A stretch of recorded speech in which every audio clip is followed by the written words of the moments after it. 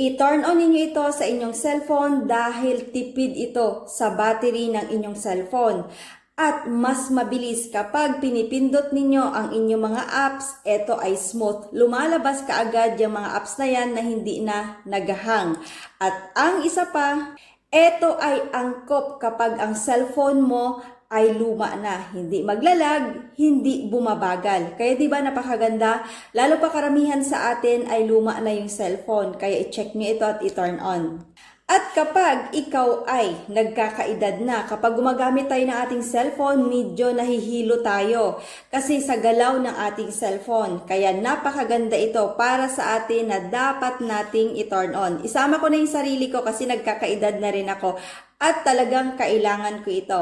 Kaya naman puntahan na natin ito sa settings ng ating cellphone para hindi matulad sa inyong relasyon na naglalaging. Ganon na rin sa relasyon ko, naglalaging na rin, bumabagal pero wala na yatang magagawa. So dito na lang tayo sa ating cellphone. Ang cellphone may pag-asa pa pala, pero ang relasyon parang wala na talaga. Kaya naman, puntahan na natin yung settings ng ating cellphone. Tandaan muna ninyo at lagi ko itong sinasabi, magkakaiba yung ating device, magkakaiba din yung settings ng ating cellphone. Kaya naman, explore lang kayo, baka nandyan lang siya. Nandyan lang siya, sana all, talagang nandyan lang. So ngayon, pumunta na kayo sa settings, sa screen ng iyong cellphone, i-click nyo lamang yan. And then pagkatapos, hanapin nyo lamang dito yung accessibility. And then, i-click niyo yan.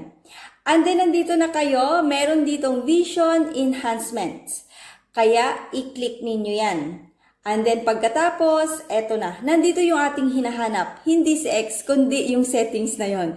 So, nandito yung reduce animations. Kung naka-turn off ito, nakaganyan sa settings ninyo, dapat ninyo itong i-turn on. Kapag naka-turn on na, okay na. Yung mga sinabi ko kanina, yun yung magiging benefits at napakaganda para sa ating cellphone at para na rin sa atin. So sana makatulong ito sa inyo dahil kailangan natin talaga ito. Lalo na tayo isang content creator na lagi nakababad sa cellphone. Kaya i-check nyo na ang settings na ito.